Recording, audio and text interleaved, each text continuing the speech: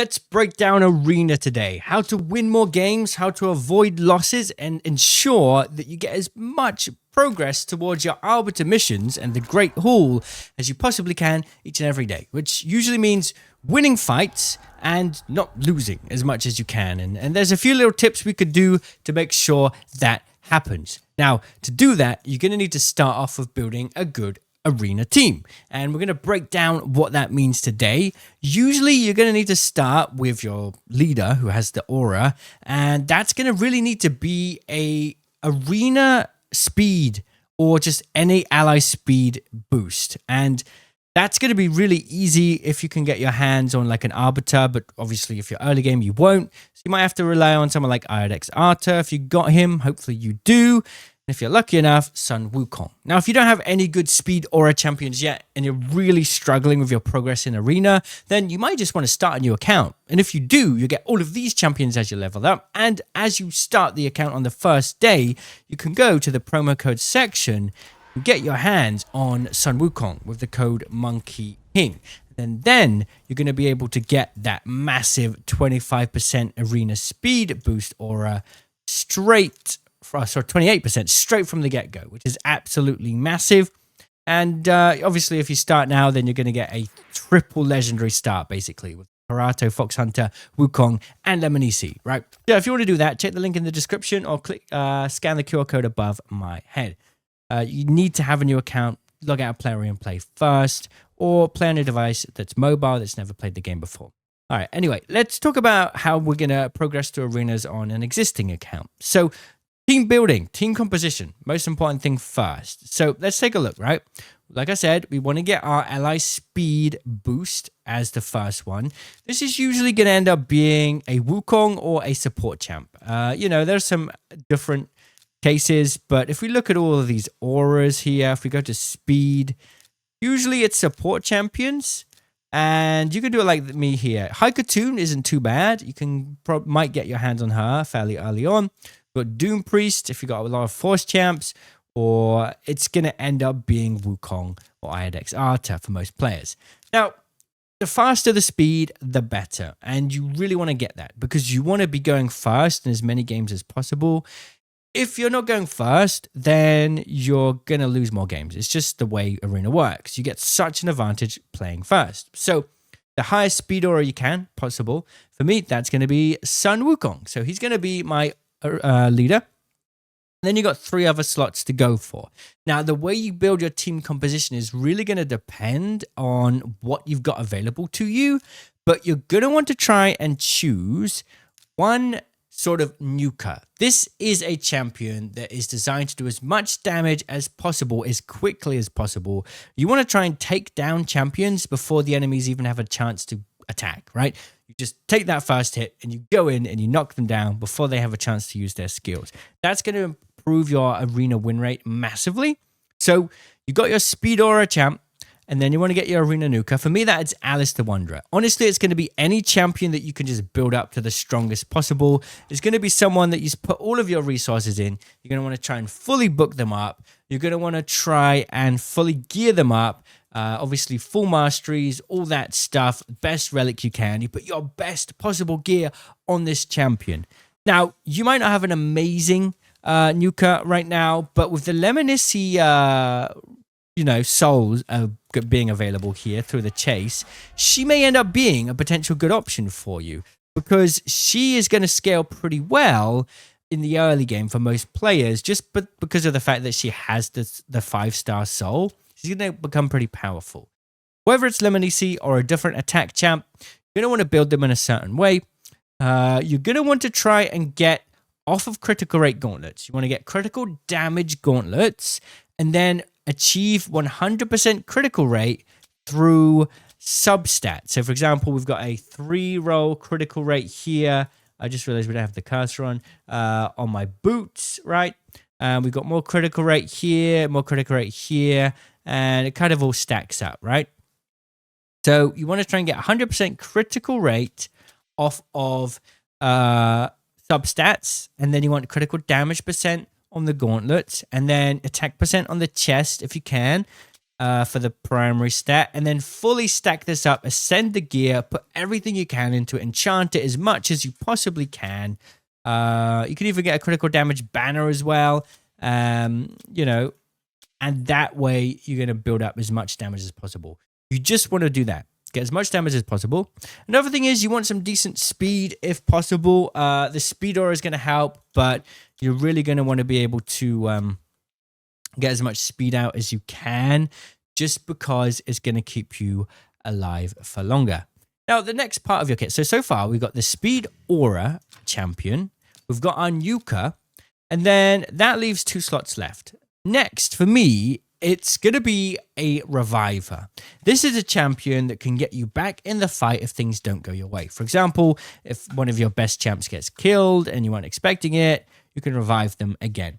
Now, this champion needs to be built in one of 2 ways. Firstly, if you have a Revive on Death champion, which is a ability that basically when a champion dies, they'll automatically revive if they've got that buff on. Or you can do a revive skill that it's like you actively choose who you want to revive. So you either put the Revive on Death buff first, or you have a champion that can revive with a specific skill after the champion is dead. Now, you're going to need to build these different ways. If you've got a Revive on Death champion, like this one, you're going to want to build him with as much speed as possible, with the strategy being that you want to get this buff down immediately.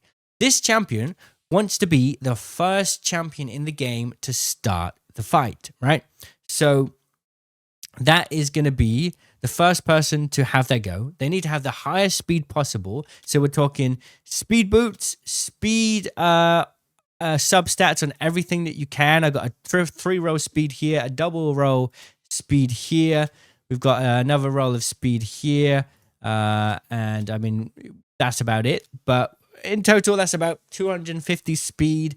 You can get that further, even better, right? So if you want to do Revive on Death, build them with as much speed as possible so that they can have their first go, so that they can make sure that buff goes down. If you have a more traditional revive ability, where you choose to revive them after the champion's actually dead, then speed isn't as important. You just need to make sure that you have that skill available as often as possible. So that's going to mean trying to book up the skill, and also making sure that this character here, who has the revive skill, is as strong as possible. They don't need attack. They don't really need accuracy. They don't need speed as much. They need as much defense and HP as possible, so that no matter what attacks come in from the enemies, they stay alive. They want to be the last champion remaining, so that they can revive your Arena Nuka, right?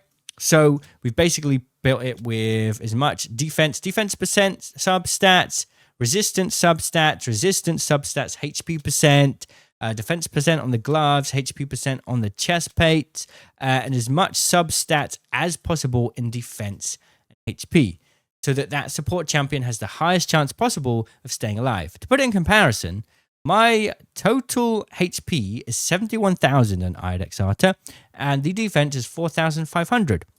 If we look at it at this one, 59,000 and 3,400. So there's a quite significant boost between these two support champs, because you want to build a reviver like this with as much health as possible.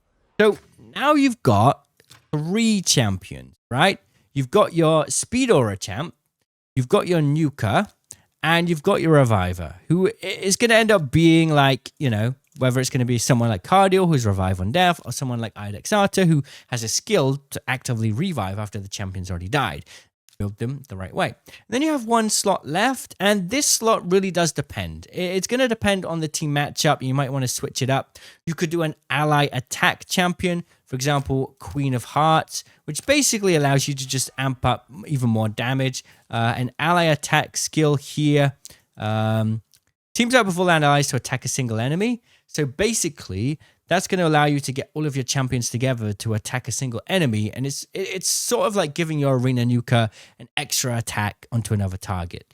That can work well. Or you could go for like a debuffer, right? You could go for a champion like this, decreased speed debuffs, decreased turn meters, right?